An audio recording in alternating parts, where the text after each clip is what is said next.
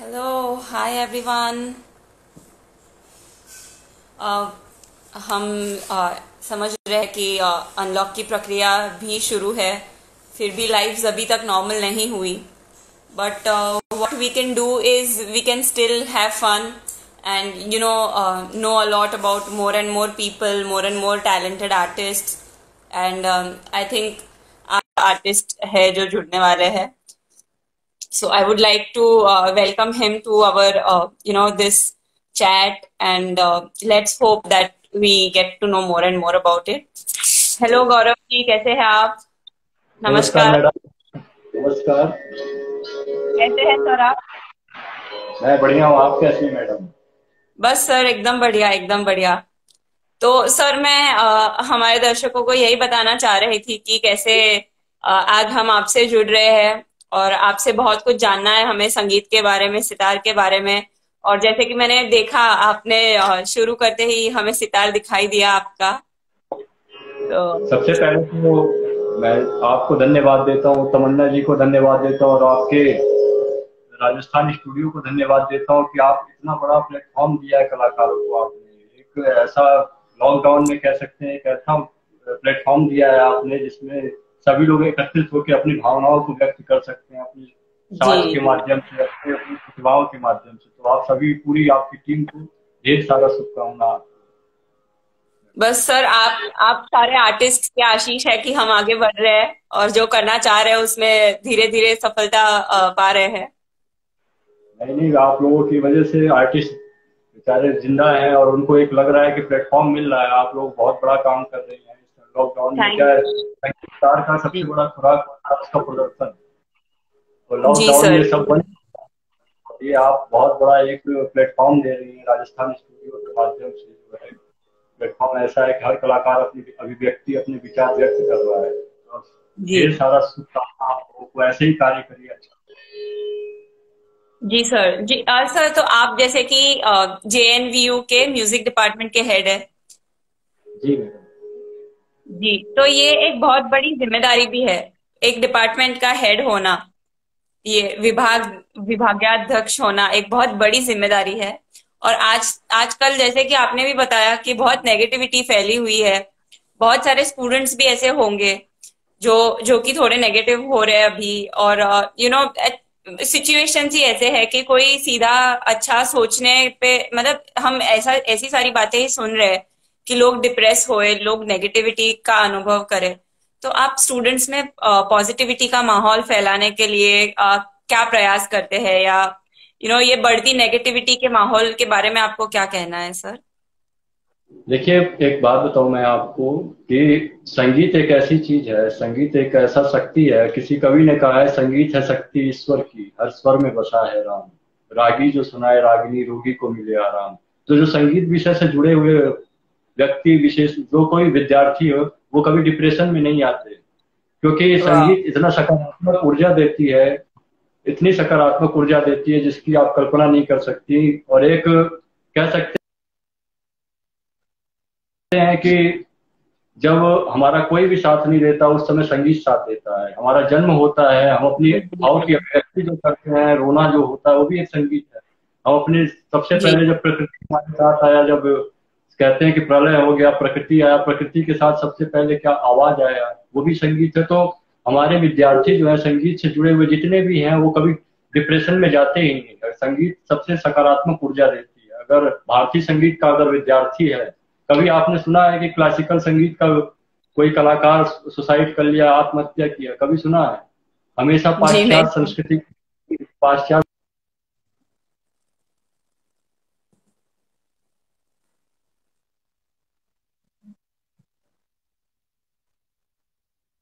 देवताओं का वास है और हमें शक्ति मिलती है। तो हमारे बच्चे भी संगीत की साधना से कठिन परिस्थिति को भी वो एक ऊर्जा के रूप में उसको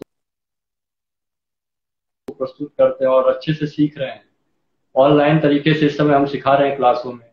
और संगीत विभाग की जो जिम्मेदारी बताया, संगीत विभाग मेरे लिए जिम्मेदारी नहीं है, मेरा एक कह सकते हैं मेरे लिए भगवान जैसे कहते हैं। संगीत विभाग को मैं कभी माना ही नहीं कि ये जिम्मेदारी है मेरी, ये मेरा मंदिर है जिसने मुझे एक प्लेटफॉर्म दिया, मुझे एक अपना वजूद दिया, जो संगीत विभाग ने मुझे वजूद दिया है, आज राजस्थानी स्टूडियो में मैं आपके साथ हूँ, उसका सबसे बड़ा श्रेय जाता है संगीत विभाग को।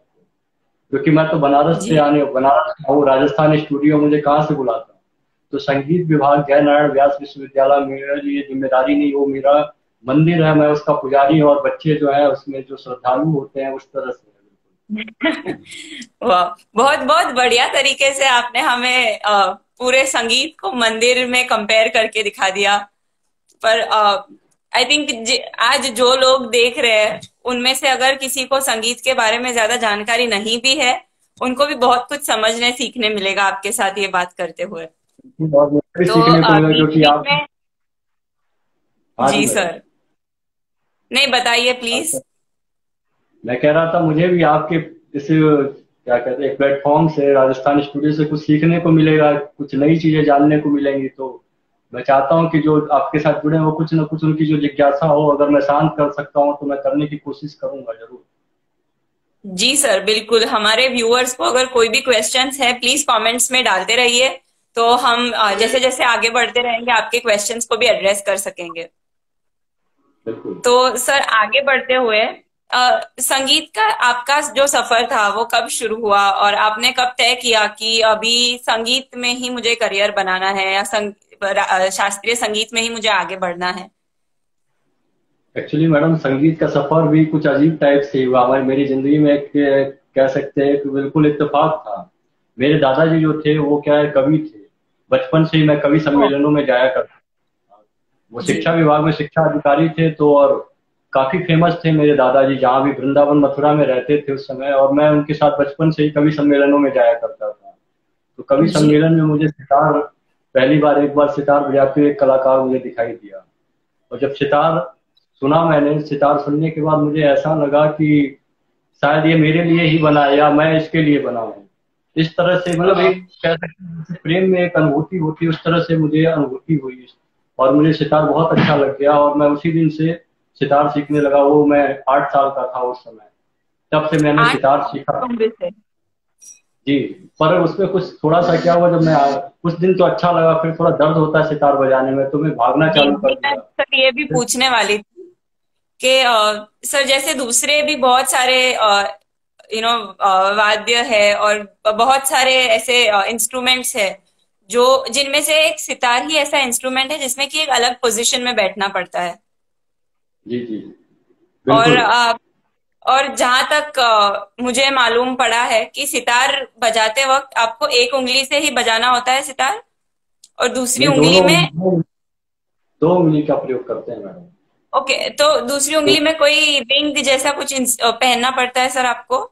नहीं, कुछ नहीं, बिल्कुल बिल्कुल ऐसे ही। अगर कुछ पहन के भी बजाते हैं तो फिर क्या, वो जो आंस होता है, जो एक फैलाव होता है सर का, वो दब जाता है, नेचुरल आवाज जी नहीं निकल पाती, फिर दबी दबी सी आवाज निकली, जो खुलापन मिठास जो झनकार आता है वो नहीं आ पाता जी फिर।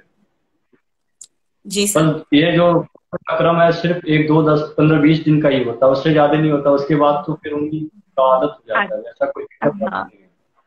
तो सर ये कह सकते हैं कि एक योग मुद्रा जैसा ही होता है जिसमें आप सितार बजाने के लिए बैठ सकते हो पोजीशन में। हाँ, सितार बजाने के कई मुद्राएं हैं, तरह तरह की अच्छा मुद्राएं हैं। जेंट्स के लिए अलग है, लेडीज के लिए अलग है, मतलब एक कॉमन मुद्रा तो ये है, देखिए इस तरह हम्म, बैठ के सितार बजाते हैं। अच्छा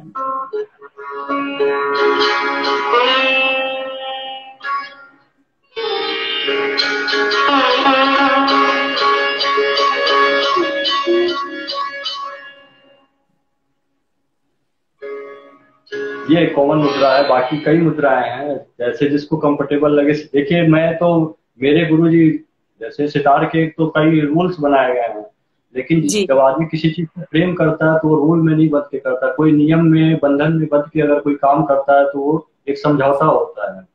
जी तो सर। संगीत समझौता नहीं है, संगीत स्वच्छंदता का पर्याय है, जिसमें आप स्वतंत्र हैं पूरे फैलाव के लिए। भारतीय संगीत में बहुत ही स्वतंत्रता दिया गया है कि आप कहीं भी जा सकती हैं, कुछ भी कर सकती हैं, उसमें अपनी कल्पनाओं को भी कर सकती हैं अभिव्यक्त।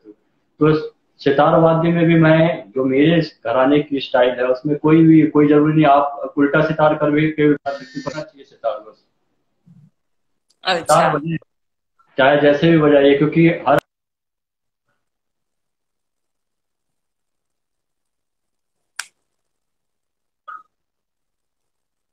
जी सर, सर शायद आपका आवाज नहीं आ रहा था। अब क्या अब बता आ रहे रहा है। थे? हाँ, अब आ मैं रहा ये है, अब कह आ रहा रहा है था सर। कि तार वाद्य यंत्र जो है उसके कुछ रूल्स हैं, पर मेरे घराने में वो रूल्स को मेरे गुरुजी कहते थे कि कोई जरूरी नहीं है कि सितार की बेसिक चीजों को आप सीखे, उसके बाद आप जैसे अच्छे से बजा सकते हैं, जिस मुद्रा में बजा सकते हैं वैसे बजाइए, बस सितार अच्छा बजना चाहिए, लोगों को अच्छा लगना चाहिए। मुद्रा कोई, क्योंकि मुद्रा भी तो किसी ने बनाया ही था, सितार ने थोड़ी ना बनाया हो।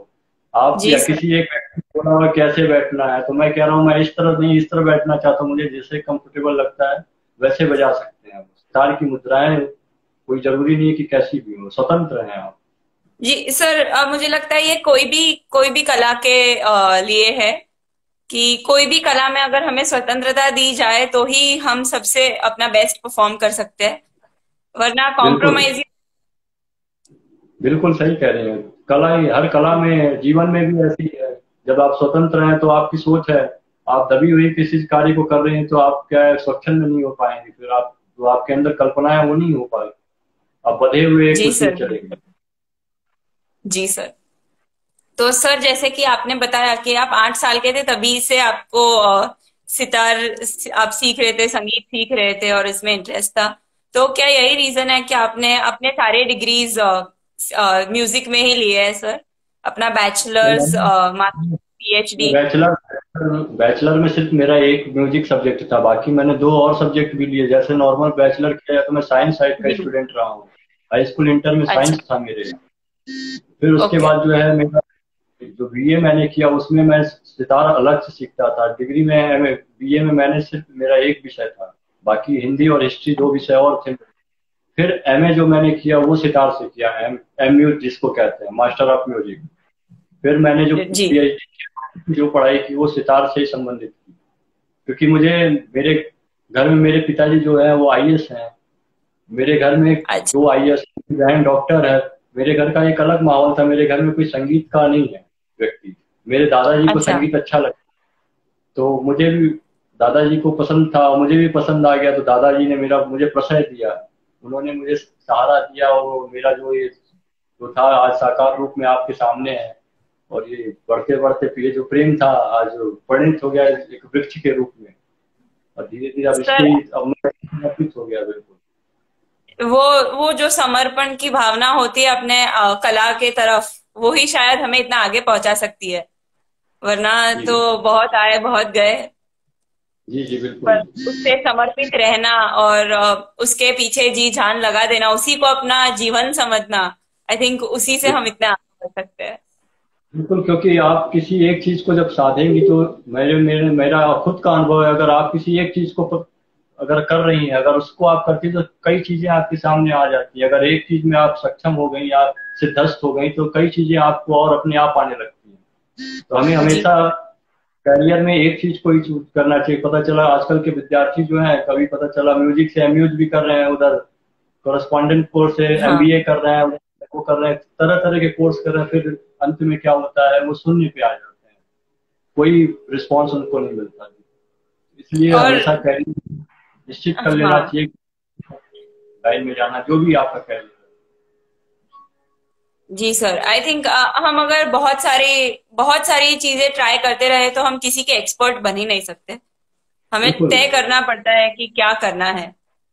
सर, और एक चीज है कि आपका शास्त्रीय संगीत को लेके क्या ख्याल है, क्योंकि अ, जैसे जैसे हम आगे बढ़ते जा रहे हैं ये, और वेस्टर्न म्यूजिक जैसे जैसे हमारे देश में भी ज्यादा से ज्यादा बढ़ रहा है, तो शास्त्रीय संगीत इस तरह से चलता रहा तो धीरे धीरे लुप्त होता जा रहा है।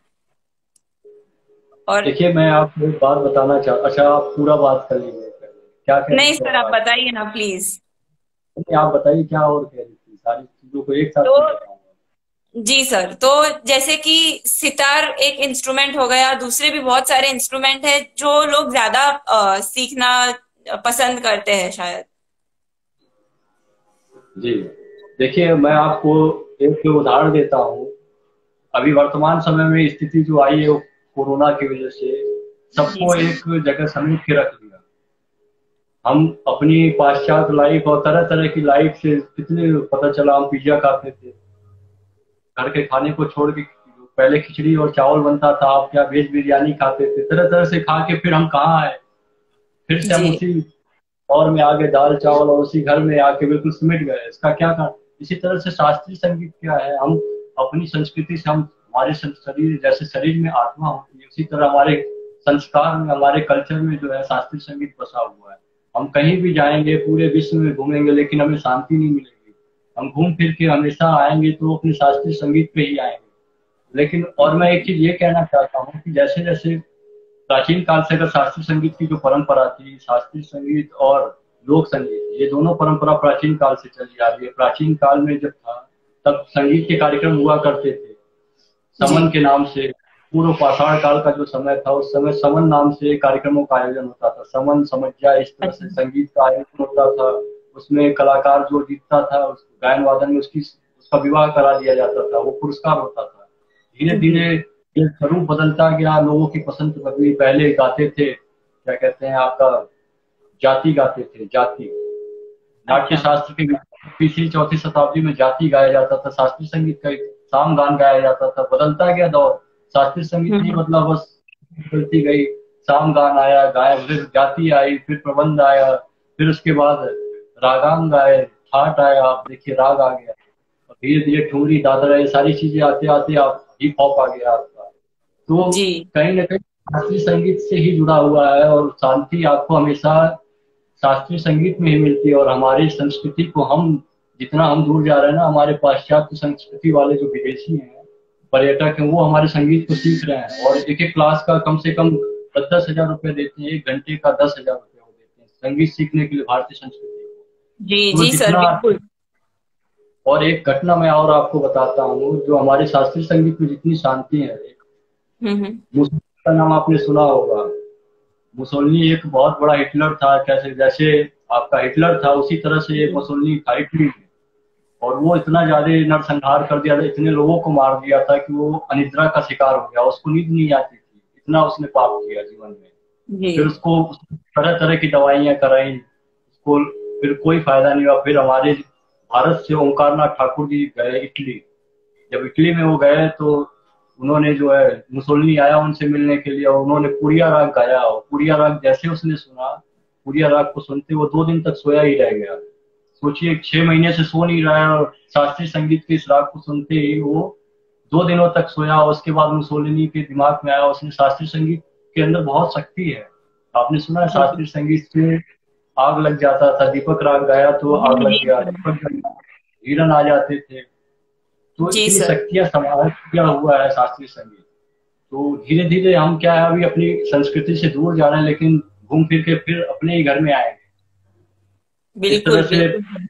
परिंदा जो है सुबह उड़ता है, पूरे ब्रह्मांड का भ्रमण करता है, फिर अब रात को अपने घोंसले में ही आता है। उसी तरह से मनुष्य भी है, कहीं भी बिल्कुल जाएगा फिर आएगा।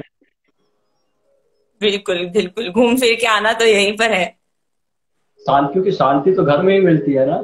जी बिल्कुल शांति सर। के लिए तो घर में रहना पड़ेगा। आप पड़ोसी के घर में शांति थोड़ी ना पाएंगे। तो नहीं शास्त्रीय संगीत बिल्कुल। में भी है। देखिए, कभी मैंने फिर से मैं आपको बता रहा हूँ, कभी भी शास्त्रीय संगीत से जुड़ा हुआ व्यक्ति डिप्रेशन में नहीं जाता। क्योंकि जो संगीत थेरेपी है, हमारे जय नारायण व्यास विश्वविद्यालय में मैं संगीत थेरेपी भी करता हूँ।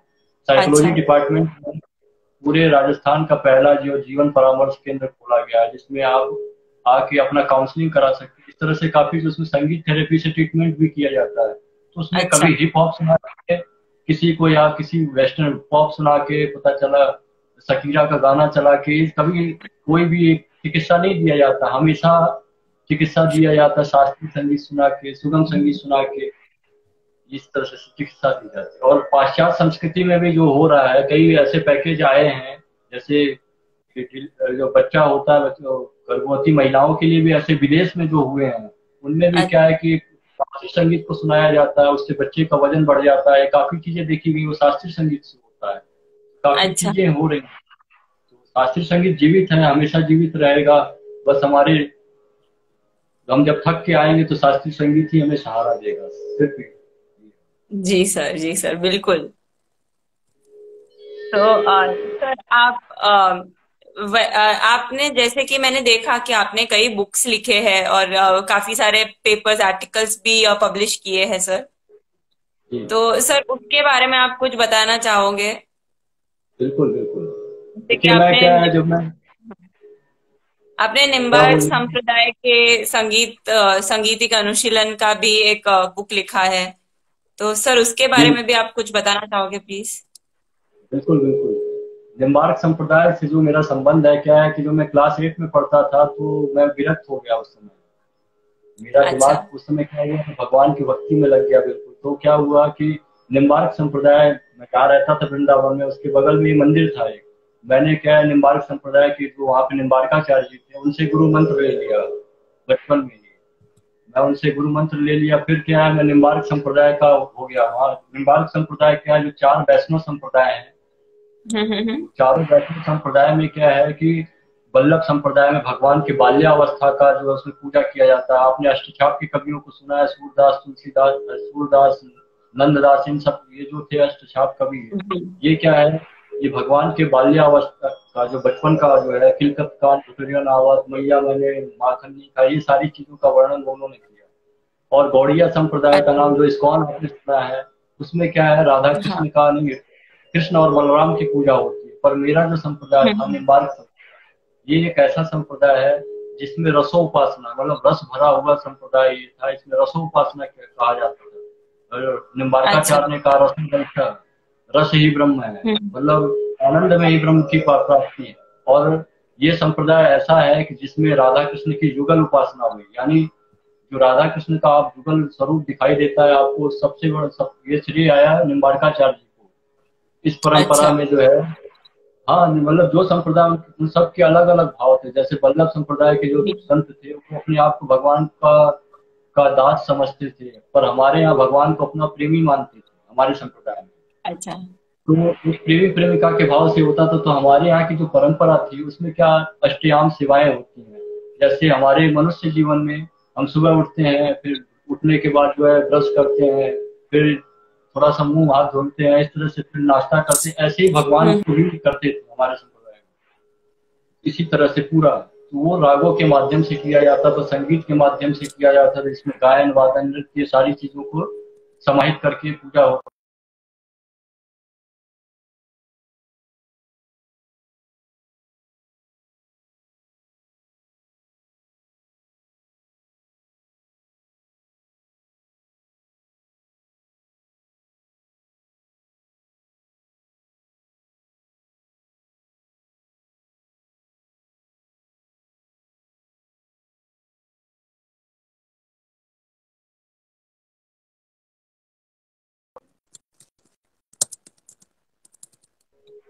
मैडम, हाँ हाँ, जी। आपका नेटवर्क गड़बड़ हो अभी गया था क्या? मालूम नहीं सर, कुछ तो नेटवर्क में आई थिंक प्रॉब्लम आ रही है। कोई बात नहीं। No problem. तो तो हाँ, बताइए अभी सर। बार्क संप्रदाय एक रसमय संप्रदाय है, संगीत की प्रधानता है इसमें। सारे संत जो हुए सब, जैसे जयदेव, हरिदास, स्वामी हरिदास, बड़े बड़े संत हुए इसमें, मीराबाई, ये सारे संप्रदाय इस संप्रदाय से के ही संत थे। उन्होंने राधा कृष्ण की उपासना की। और इसमें क्या है, जी। गायन वादन नृत्य और रासलीला आप देखती होंगी। जो आप हाँ। गुजरात से आए तो गुजरात में रासलीला का भी बड़ा प्रचलन है। तो राधा जी कृष्ण ये सर। रासलीला का निर्माण हुआ जो वो भी निम्बार्क संप्रदाय से ही हुआ। भगवान जब अच्छा। देवलोक चले गए, गोलोक धाम चले गए, उसके बाद भगवान प्रकट हुए। हमारे यहाँ एक आचार्य हुए घमंड देवाचार्य जी, उनको सपना आया। उन्होंने कहा, भगवान ने स्वप्न में आके उनको एक मुकुट और चंद्रिका दिया। बोला कि इसको किसी भी बच्चे, ब्राह्मण बच्चे के सर पे अगर इसको लगाते हो तो राधा कृष्ण की उसमें छवि आ जाएगी और आप मेरे लीलाओं का प्रचार कीजिए। तो हमारे संप्रदाय से रासलीला भी प्रारंभ हुआ। मैंने अपनी इस ग्रंथ में, किताब में जो है, ये पहला एक ऐसा किताब है जिसमें संगीत के विषय में निम्बार्क संप्रदाय की बताया गया है। तो इसमें मैंने पूरे संगीत के विषय में बताया, गायन वादन नृत्य सभी चीजों के विषय में मैंने बताया है। और जी। किस तरह जी से सर। संगीत के साधन, क्योंकि भगवान ने भी कहा है, ना हम बसामी बैकुंठे, योगी नाम हृदय न मत भक्ता यत्र गायन्ति तत्र स्वामिनाथ। मैं योगियों के हृदय में निवास नहीं करता, मैं जहाँ मेरे भक्त अच्छे से भजन कीर्तन करते हैं मैं निवास करता हूँ। तो मेरा संप्रदाय जो है उसी से मिलता जुलता है, उसी को मानता है। जी सर। जी बिल्कुल। तो सर जैसे कि ये तो आपने निम्बार्क संप्रदाय और म्यूजिक का रिलेशन बताया कि भगवान खुद यही चाहते हैं कि उनका वास वहीं पर हो जहां पर संगीत हो। और गीता में भी जी बोला है, वेदा नाम साम वेद अस्मि, गीतों वेदों में साम वेद से संगीत की उत्पत्ति हुई है। भगवान कृष्ण ने स्वयं बोला है इस चीज को। हम्म। तो हमारा संगीत तो समझ लीजिए भगवान के, मतलब संगीत को अपने आप से अलग कैसे कर सकते हैं? अगर आत्मा को जैसे संगीत शरीर से अलग करना, वैसे ही है भगवान शंकर से उत्पत्ति हुई है संगीत की। तो एक हमारे जीवन का एक अभिन्न अंग है संगीत। सर हमारे पास एक क्वेश्चन आ रहा है व्यूअर्स से कि हाँ, sir I love sitar, if I want to learn sitar what should I do? I am learning from YouTube right now. Sir तो कोई पूछ रहा है कि उन्हें सितार बहुत पसंद है और उनको अगर सितार सीखना हो तो वो क्या कर सकते हैं? फिलहाल तो वो यूट्यूब से सीख रहे हैं। देखिए सितार सीखने के लिए तो गुरु की जरूरत पड़ती है, क्योंकि बेसिक चीज जो है सितार जो है, सबसे पहले रख रखाव। यूट्यूब तो दूसरा माध्यम है, देखिए जो थोड़ा बहुत जानता है, बेसिक जानकारी जिसको होती है वो यूट्यूब से सीख सकता है। लेकिन सितार को पकड़ना कैसे है, सितार पे उंगलियां कैसे चलेंगी, ये सारी चीजें बेसिक होती है, उसके लिए गुरु की आवश्यकता होती है। जी सर। तो मैं उनसे यही कहना चाहता हूँ कि अगर आप जहाँ के भी हो, अगल बगल कोई सितार वादक हो, तो उससे कुछ दिन सितार सीखें, फिर उसके बाद वो यूट्यूब से सीखें, क्योंकि यूट्यूब कभी कभी भ्रमित कर देता है व्यक्ति को। कुछ चीजें जो होती है गुरु के बिना नहीं संभव हो सकती, और जैसे जी सर संगीत तो बिल्कुल है ही, बिल्कुल। कुछ चीजें तो जैसे थ्योरेटिकल चीजें तो आप यूट्यूब या विकिपीडिया कहीं से भी ले सकते हैं, लेकिन जो प्रैक्टिकली चीजें हैं उनको सीखने के लिए गुरु की आवश्यकता पड़ती जी सर है। एक बिल्कुल। बार रख रखाव कर लें, उसके बाद यूट्यूब के आप किसी भी चीज से सीखें। और सर मुझे ऐसे भी लगता है कि शायद अगर मैं अगर गुरु के पास सीख रही हूँ तो मुझे मेरी गलतियां भी पता चलेगी। यूट्यूब से सीख रही हूँ तो मुझे मेरी गलतियां बताने वाला नहीं रहेगा। देखिए यूट्यूब से सीखना गलत नहीं है, यूट्यूब एक ऐसा प्लेटफॉर्म है। ये देखिए मैं आपको एक चीज और बताना चाहता हूँ कि जी जब सर। हमारा जब प्राचीन काल मध्य काल में जो था, संगीत सीखना बड़ा ही कठिन था। हम्म। जैसे आज आप यूट्यूब से सीख रही हैं ना, वैसे 20-20 साल तक उस समय जो था घराना परंपरा में 20-20 साल तक जो है स्टूडेंट यानी शिष्य को जो है गुरु की सेवा करनी पड़ती थी। गुरु सेवा करता था, पता चला गुरु जी का पैर दबा रहा है, गुरु जी की मालिश कर रहा है, खाना बना रहा है, गुरु जी का कपड़ा धुल रहा है, 20 साल तक गुरु जी ने सिखाया ही नहीं। 20 साल बाद गुरु जी कह रहे हैं तुम तो मेरी नजर में चढ़े ही नहीं। हाँ। मैं तुमको नहीं सिखाऊंगा। मेरे साथ भी ऐसे हुआ। मैं बताऊं आपको, मैं, मैं एमए जब कर रहा था तो बहुत अच्छे प्रोफेसर हैं, उनका नाम नहीं लेना चाहता, वो समझ जाएंगे खुद ही अपने आप। मुझे बहुत प्रेम करते थे, मेरा ये इतना मेरा उनका अच्छा संबंध था कि वो विभागाध्यक्ष थे वहाँ के, और मुझको अपने पीए की तरह रखते थे, मतलब एक साय की तरह मैं उनके रहता था। जब वो डिपार्टमेंट आते थे बैग लेके चलता था उनके साथ, उनके जी। घर का सारा काम करता था। जैसे पीए करता वैसे क्लास भी नहीं लेने देते थे मुझको। चपरासी जहाँ बैठता था वहाँ अपने ऑफिस के बाहर बैठाते थे। 2 साल तक मैंने इतनी सेवा की। उसके बाद जिस दिन परीक्षा थी, उस दिन मेरे से कह रहे तुम मेरे नजर में नहीं चढ़ पाए। मैंने कहा था 2 साल में नजर में नहीं चढ़ा, तब क्या चढ़ूंगा। जब दो साल जी। अंत समय में जवाब कह रहे हैं, जब 2 साल में नजर में नहीं चढ़ पाया, सारी सेवाएं ले ली आपने, और 2 साल बाद कह रहे हैं नजर में नहीं चढ़े। मैंने कहा सर अब नजर में नहीं चढ़ना, आप जो करना है कर दीजिए। फिर मैं चला गया वहां से। अ, मेरा वो कुछ करने लायक है, क्योंकि मैं बजाई जी। इतना अच्छा रहा था। मुझे इतना अच्छा, जो एक्सपर्ट आए थे उन्होंने कहा भी कि इसको फेल कर दो, पर जो एक्सपर्ट थे उन्होंने मना कर दिया, कहा मैं फेल क्यों करूँ, इस लड़के ने तो बजाया है। तो गुरु का होना जरूरी है, पर गुरु शोषण भी बहुत करते हैं संगीत में, ये भी एक है। अच्छा। भात खंडे जी जो हुए, उन्होंने क्या किया, संगीत को जो है जो शिक्षाएं दी जा रही है स्कूल में विद्यालय में, इसका सबसे बड़ा श्रेय जाता है भात खंडे जी को। ये अच्छा। सबसे पहला जो संगीत की स्थापना हुई थी आपके गुजरात में ही हुई थी, संगीत विद्यालय की। मौला बख्श अच्छा। नाम के थे, एक संगीतकार थे, मौला बख्श नाम था, और आपके बड़ौदा में है सयाजी राय हाँ। गायकवाड़। वहाँ जो म्यूजिक डिपार्टमेंट है वो पहला डिपार्टमेंट था जिसको मौला बख्श जी ने किया था। और ये सबसे पहला ये संगीत का एक संस्था था जिसमें संगीत गुरु जी का सेवा करिए। बड़ा लंबा प्रोसेस था। ओके। अच्छा, तो सर जैसे कि अगर व्यूअर्स में से भी काफी स्टूडेंट्स भी होंगे जिनको अभी सीखने में इंटरेस्ट है, तो आपने जैसे बोला कि गुरु शोषण भी बहुत होता है, तो हमारे लिए राइट गुरु कौन है? कौन सच्चे गुरु है? किसके पास से हमें ये तालीम लेनी चाहिए? ये कैसे पता देखिए चलेगा? देखिए, मैं आपको एक चीज और बताऊं, मुझे बताना नहीं चाहिए क्योंकि मैं भी एक शिक्षक हूँ। गुरु और शिक्षक में अंतर होता है। गुरु जी जो सर। होता है आपको सच्चा मार्ग दिखाता है। देखिए, गुरु के विषय में आप जानती हैं, गुरु एक ऐसी शख्सियत होती है जो आपको रोड से सम्राट बना सकता है। जैसे अगर वो सही गुरु है तो जैसे चाणक्य थे। जी चाणक्य सर। ने चंद्रगुप्त खेल रहे थे एक जगह पे मछुआरों के साथ। वहां से उन्होंने क्या, अखंड भारत का साम्राज्य, आज भी चंद्रगुप्त को सब जानते हैं। अशोक को जी पूरी दुनिया जानती है। अशोक को अशोक बनाने का श्रेय किसको जाता है? गुरु को जाता है। गुरु ने ही अशोक को अशोक बनाया। अगर चाणक्य नहीं होते तो अशोक की अस्तित्व नहीं था।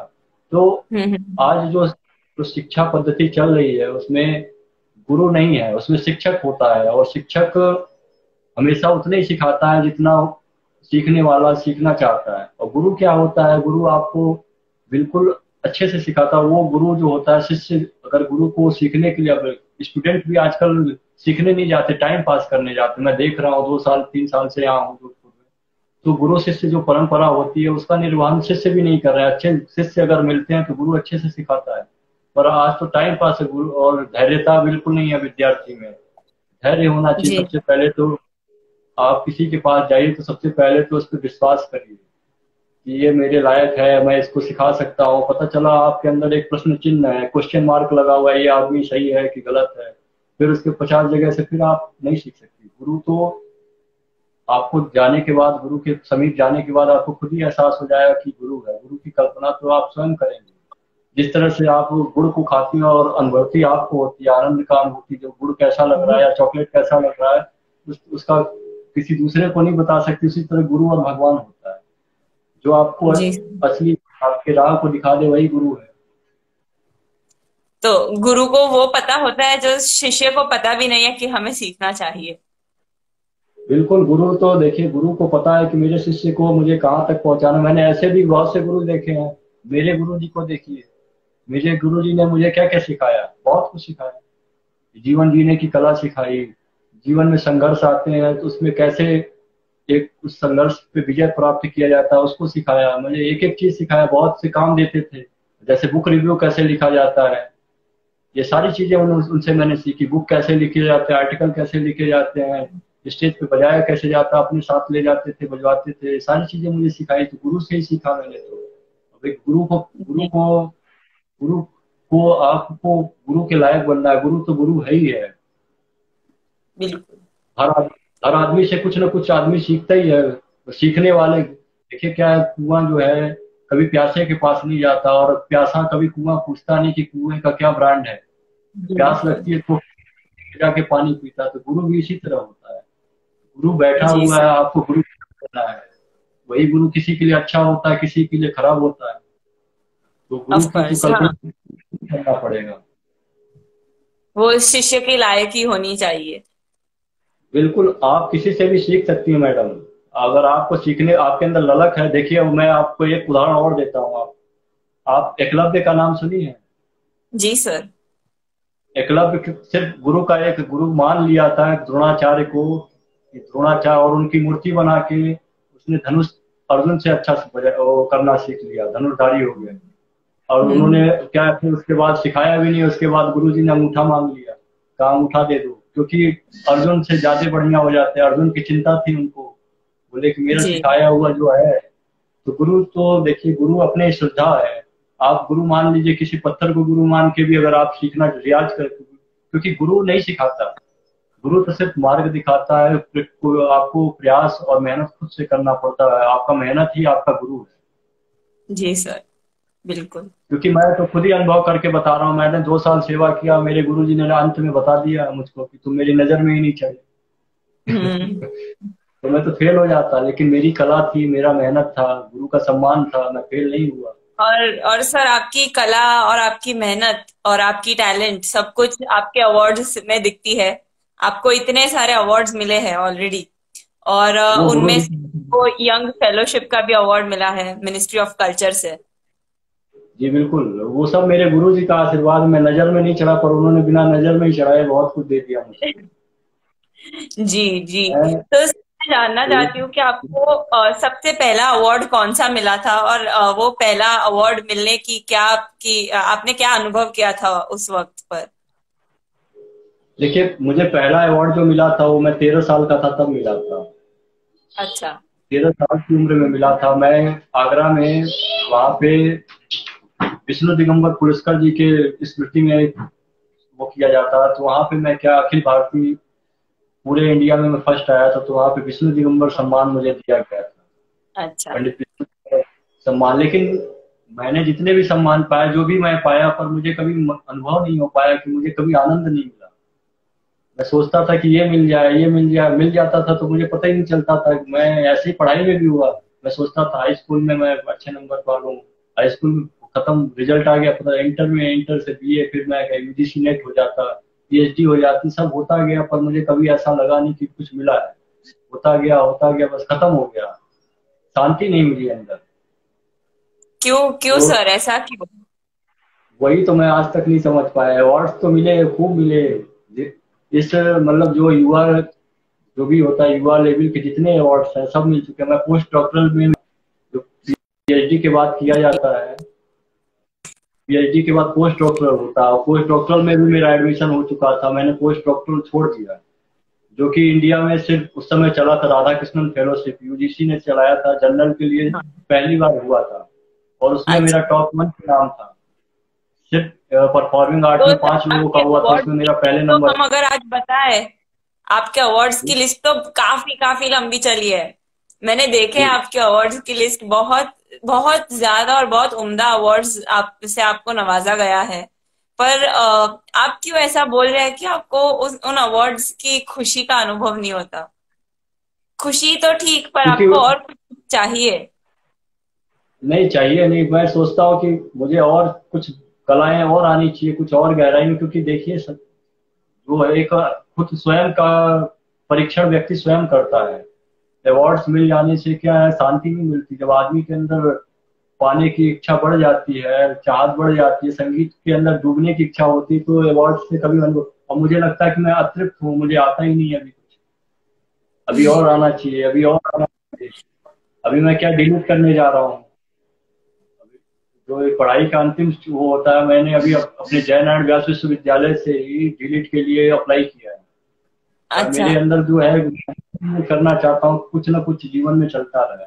और डिलीट हो जाएगा, उसके बाद भी मन शांत नहीं होगा, उसके बाद भी सोचूंगा कुछ और हो जाता बढ़िया। मतलब अंदर की इच्छा को कभी खत्म नहीं करना चाहिए, हमेशा सोचते रहना चाहिए। कुछ पा गए अवार्ड से, आदमी का नया। व्यक्तित्व कुछ नयापन हाँ, आना नया। चाहिए। हाँ, नया सीखने की जिज्ञासा जो होती है वही नया सिखा सकती है। और जब आप सोचने लगे कि मुझे इतने अवार्ड मिल गए, फिर उसके बाद आपको सीखने का मन ही नहीं करेगा। फिर सोचेंगे कि क्या है, अब तो कुछ नौकरी मिल गई, अब सरकारी नौकरी मिल नहीं जी सकती, जी। अब तो जी कोई सर। मतलब नहीं, कर बैठ के आराम से मजे करता हूँ। तो इस तरह से क्या है, आदमी की जिज्ञासा खत्म हो जाती है। हमेशा जी सर। आदमी के अंदर सीखने की ललक बनी रहनी चाहिए, और अतृप्त रहना चाहिए मन, प्रसन्नता रहनी चाहिए, पर सीखने के लिए एक इच्छा होनी चाहिए, उसको लगना चाहिए कि मुझे और चाहिए, मुझे और सीखना है। ये चीजें हमेशा जीवित रहनी चाहिए। जी सर। इसलिए सर तो मैंने आप। हाँ, जितने भी अवार्ड्स मिले, यानी मैंने 2-3 किताबों का संपादन भी किया है। जी सर। संगीत विभाग का विश्वविद्यालय में सबसे पहला जो है, मैंने एक जर्नल भी चलाया संगीत का। अच्छा। काफी की है, और मेरा मन करता रहता है कि मैं करता रहूं इस चीज को। कभी शांति नहीं मिलती मुझे, कभी अच्छा नहीं लगा उसको करने के बाद कि मैंने बहुत अच्छा काम किया, मैंने ये कर दिया, ऐसा कभी लगा ही नहीं। तो मुझे लगा कि अभी और करना चाहिए। सर आई थिंक इसी सोच की वजह से आप ज्यादा से ज्यादा करते जा रहे हैं अभी भी, हाँ, आगे बढ़ते जा रहे हैं। बहुत मेरे बढ़िया। यहाँ कला चल रही है। लाइक रोज लेक्चर चल रहा है, सबसे ज्यादा संगीत विभाग ने लेक्चर कराए। अच्छा। वेबिनार करा चुका है, इंटरनेशनल वेबिनार हो चुका है इस 1 महीने के अंदर, कम से कम। अच्छा। हमारी गतिविधियां चलती रहती हैं हमेशा, आज भी था। मेरा जीवन मेरी मेरा जीवन एक करके एक मैंने कार्यक्रम चालू किया है, आज चलाया है। उसमें 60 साल की उम्र के जो होते हैं अधिक कलाकारों के व्यक्तित्व के विषय में चर्चा की जाती अच्छा, बहुत बहुत बढ़िया है है। सर। सर, तो आपके सबसे पसंदीदा सितार वादक कौन है, और उनकी कोई एक ऐसी बात आप हम सबसे शेयर करेंगे जो आपको सबसे ज्यादा पसंद है? अब आवाज नहीं आई मैडम, आपकी कट गई आवाज। हेलो, अब आ रही है सर? हाँ फिर से बोलिए। हाँ। अब आ रही है, अब आ रही है। हाँ सर, तो आपके सबसे पसंदीदा सितार वादक कौन है, और उनकी ऐसी कोई बात जो हम आप सबसे शेयर करना चाहेंगे जिसकी वजह से वो आपको सबसे ज्यादा पसंद है?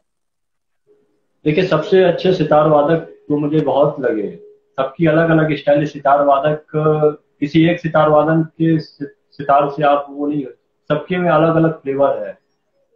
किसी में जी। चॉकलेटी फ्लेवर है, किसी में मतलब जैसे आप वैरायटी चॉकलेट खाते हैं, मतलब आपको हाँ आइसक्रीम अच्छी लगती है, वैसे सितार मुझे अच्छा लगता है। पंडित रविशंकर जी का सितार है। पंडित सर, रविशंकर जी बहुत ही बड़े सितार वादक हैं। वो तो तो उनके, सितार के भगवान रह चुके हैं सर। हाँ, लेकिन पंडित रविशंकर जी का जो सितार था वो तंत्रकारी अंग से बजाया जाता है। उसमें क्या है, अच्छा। विद्यार्थियों के लिए वो नहीं है, सुनने में अच्छा लगता है पर उसको सीखना, उसमें कोई कला चीज, क्योंकि वो क्रिएशन है उनका, पंडित जी का। जी। विलायत खां साहब की अलग स्टाइल है, उस्ताद विलायत खां साहब, वो गायकी जी अंग से सर। बजा स्टाइल है। निखिल बनर्जी हैं। निखिल बनर्जी जी का सितार भी मुझे बहुत अच्छा लगता है, वो गायकी और तंत्रकारी दोनों अंग से बजाते हैं। और वर्तमान अच्छा। समय में नीलाद्री कुमार का सितार मुझे बहुत अच्छा लगता है। बिल्कुल गिटार के रूप में, जैसे वेस्टर्न, आप जो अभी फ्यूजन बोली थी और वेस्टर्न बोली हाँ। थी, उस स्टाइल से सितार को उन्होंने बना दिया, बिल्कुल ऐसा लगता ही नहीं कि वो सितार है। तो मुझे कई सितार वादकों के सितार अच्छे लगते हैं, और सारे, जैसे पंडित रविशंकर जी का मुझे एक चीज अच्छा ये लगा कि उन्होंने क्या है कि भारतीय संगीत को विदेशों में जो स्थापित किया है। पहले क्या, जो हमारे गायक हुआ करते थे विदेशों में जाते थे और फ्लॉप हो जाते थे, जी। क्योंकि भाषा समझ नहीं पाते थे। पर पंडित रविशंकर में एक ऐसी कला थी। उनका शताब्दी वर्ष भी है, 100 साल पूरा हो चुका है उनके इस समय, जी। शताब्दी वर्ष चल रहा है। तो पंडित रविशंकर में एक ऐसी कला थी, वो अपने आप को इतने अच्छे तरीके से प्रस्तुत करते थे कि भारत में जो संगीत का आज, संगीत, शास्त्रीय संगीत का अगर नाम लेती तो पंडित रविशंकर का नाम अपने आप ही आदमी बोलने लगता है, क्योंकि जी। इन्होंने स्थापित किया। विलायत खान साहब में मुझे अच्छा ये लगता है कि उनके में मीर का काम मुझे अच्छा लगता है। एक एक सितार में जो एक ठहराव है, एक गायकी अंग से बजाते हैं, वो मुझे बहुत अच्छा लगता है, और विद्यार्थियों के लिए भी काफी अच्छा है, उसमें सीखने को मिलता है। और निखिल बनर्जी जो थे वो ज्यादा दिन जिंदा नहीं रहे। निखिल बनर्जी और पंडित रविशंकर एक ही गुरु के शिष्य थे, उस्ताद अलाउद्दीन खान साहब। और अच्छा। विलायत खान साहब जो, जी, अलाउद्दीन खान साहब जो थे, मैयर घराना जो है, मैयर घराना एक है, सितार के 3 घराने हम्म। मुख्य थे, मैयर, इटावा और सैनिया। सैनिया घराने से सारे घराने निकले। तो मैयर घराने के निखिल बनर्जी जी थे, और आपके पंडित रविशंकर जी थे, और जी। और ये इटावा घराने के थे। तो मुझे इन तीनों के सितार वादन में बहुत अच्छा लगता है और सीखने को भी मिलता है। मेरे आइडियल ये तीनों हैं, मुझे तीनों अच्छे लगते हैं, और तीनों की कलाएं अच्छी हैं, तीनों की अलग अलग। पंडित रविशंकर ने तो बहुत काम किया भारतीय जी। संगीत को, कह सकते हैं शास्त्रीय संगीत के ब्रांड एम्बेसडर थे वो, क्या, जी सर, भारत के बिल्कुल। निधि थे। और उसके बाद उन्होंने छोटे छोटे वाद्यों से, जो है आप ऑर्केस्ट्रा जो देखती हैं आज, वृंद वाद्य, ये सारी चीजों का, इसका सबसे पहला जो स्थापना भारत में किया था वृंद वाद्य का, उन्होंने आकाशवाणी में हम्म। पहले काम करते थे, दिल्ली आकाशवाणी में उन्होंने ढेर सारे वाद्य यंत्रों को लेके वाद्य वृंद का एक वो बनाया, हम्म। ऑर्केस्ट्रा। ये सारे क्रिएशन करते थे पंडित रविशंकर जी, बहुत ही, कह सकते हैं, भगवान थे संगीत के। तो मैं तो उनको जी। अपना आदर्श मानता हूँ, और इन्हीं से प्रेरणा लेता हूँ कि किस तरह से अपने आप को प्रस्तुत करना चाहिए, किस तरह से संगीत को प्रस्तुत करना चाहिए, और विश्व में संगीत को स्थापित किया।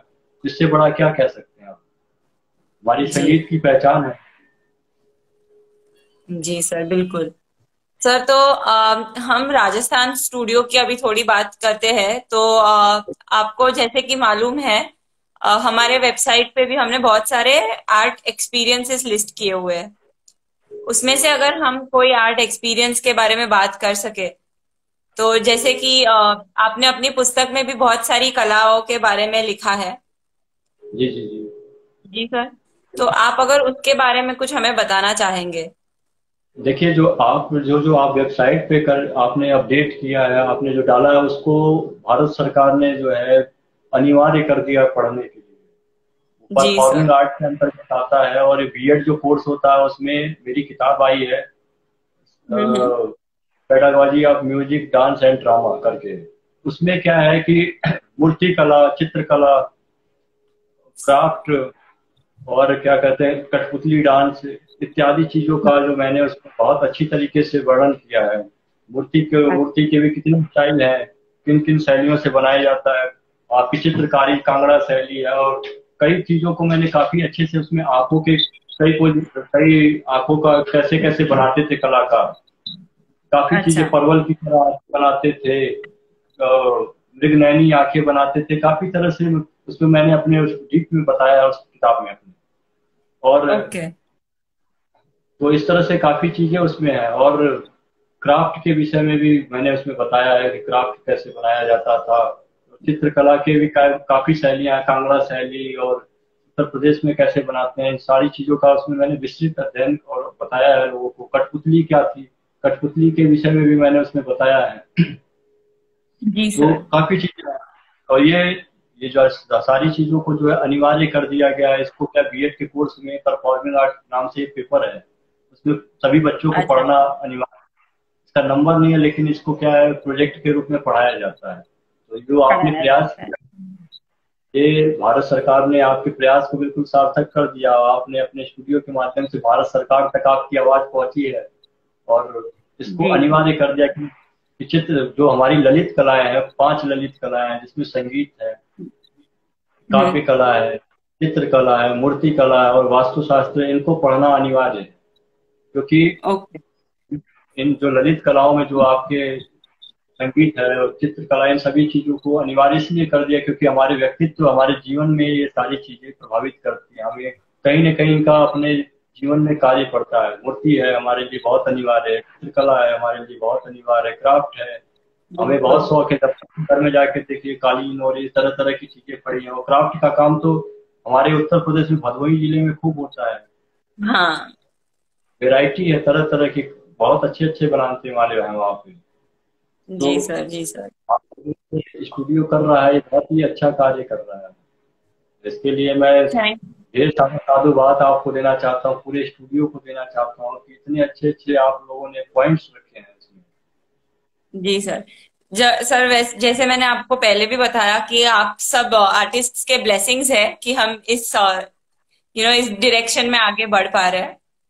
और हम चाहेंगे कि हम भी अभी जो जुड़े हैं हमेशा जुड़े रहे, और एक दूसरे के ऐसे ऐसे कनेक्शन में बने रहे कि एक दूसरे को मदद रूप रहे हमेशा।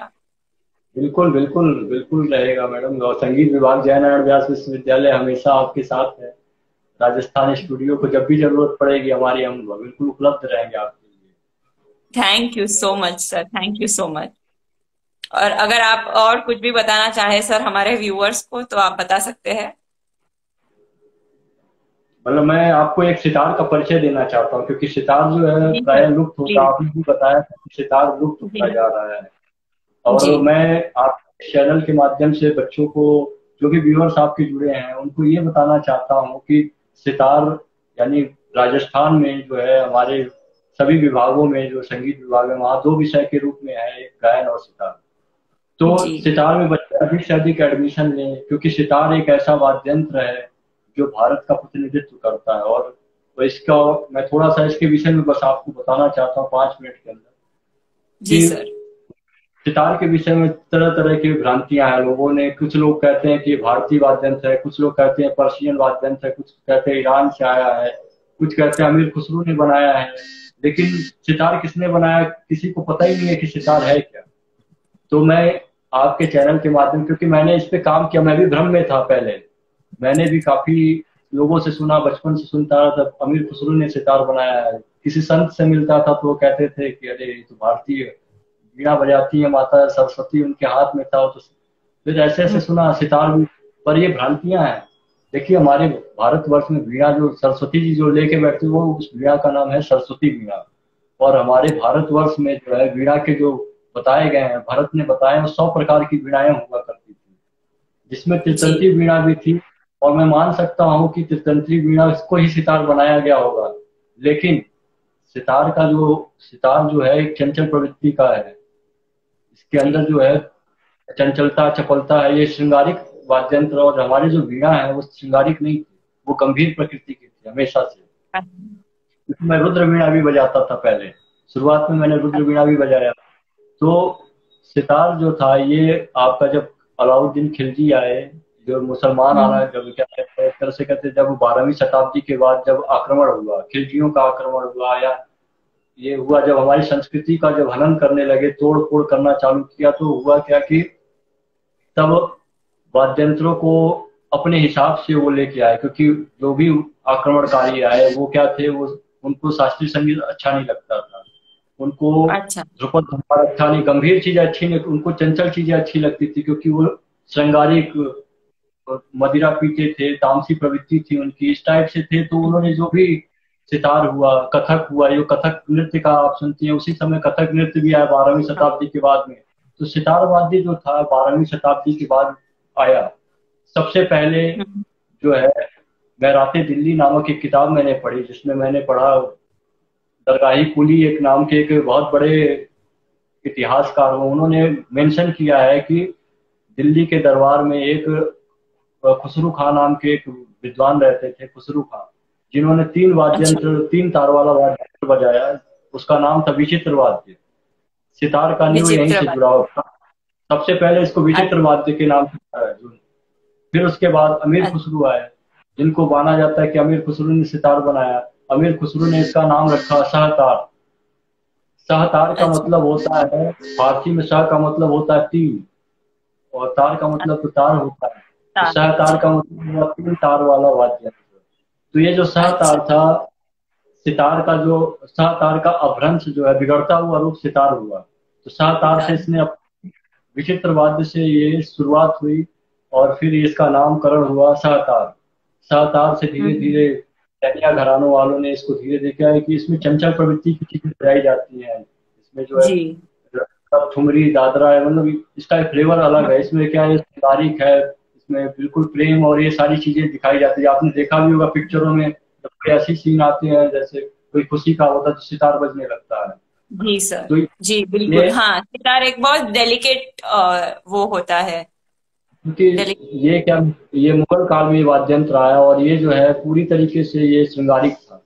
धीरे धीरे इसमें क्या हुआ, तीन तार से सैनिया घराने वालों ने इसको छह तार किया, फिर इमदाद खान साहब ने सात तार किया, फिर धीरे धीरे बदलते बदलते अपने वर्तमान स्वरूप में आया। वर्तमान समय में सात तार है, 12 में इसके नीचे तार लगाए जाते हैं। तो इस तरह से सितार हुआ, जी। और ये बहुत खूबसूरत वाद्य यंत्र है, सभी वाद्य यंत्रों से अच्छा, और बहुत मीठा वाद्य यंत्र है। तो मैं जी सारे सर। बच्चों से, सारे यही निवेदन करना चाहता हूँ कि सितार विषय को खत्म ना होने दें, अधिक से अधिक एडमिशन लें, और प्राथमिक लेवल से लें। क्योंकि हमारे राजस्थान में जो है क्लास 8 से ही सितार चालू हो जाता, संगीत चालू हो जाता। तो उसमें सितार को लें, और अधिक से अधिक संख्या में संगीत को जीवित रखे, सितार को जीवित रखे, यही मैं कहना चाहता हूँ। जी सर, बिल्कुल। बिल्कुल। हम भी यही प्रेरणा करेंगे सबसे कि अपने शास्त्रीय संगीत से बने उतना जुड़े रहे, सारे ही शास्त्र कला से जुड़े रहे, और आगे बढ़ते रहेंगे। जी, ठीक है सर। तो धन्यवाद। धन्यवाद, थैंक यू सो मच कि आप हमसे जुड़े और हमें ये मौका दिया आपने कि हम आपसे बात कर पाए। नहीं और नहीं, आज मैं भी आपने आपको जो भी धन्यवाद देना संगीत के चाहता हूँ। बारे में हमें बताया, और जो भी हमारे सारे डाउट्स क्लियर किए, उसके लिए बहुत बहुत बहुत थैंक यू। राजस्थान स्टूडियो की टीम से और हमारी तरफ से thank you so much sir. मैं भी आपको ढेर सारा साधुवाद और धन्यवाद देना चाहता हूँ, और तमन्ना जी को भी देना चाहता हूँ, जिनके माध्यम से मैं आपसे जुड़ पाया। और मुझे भी अच्छा लगा आपके साथ जुड़ के, और कि आपका एक ऐसा प्लेटफॉर्म है जिसमें संगीतकार जुड़े हुए हैं। तो ऐसे जी। प्लेटफॉर्म पे मुझे आज बहुत अच्छा लगा, और आपसे बात करके और भी अच्छा लगा। इतने सहजता से आपने मुझसे क्वेश्चन किया कि मुझे बताने में कोई दिक्कत नहीं हुई। तो धन्यवाद इसके लिए आपको ढेर सारा। जी। जी। Thank you so much sir. Welcome. हाँ।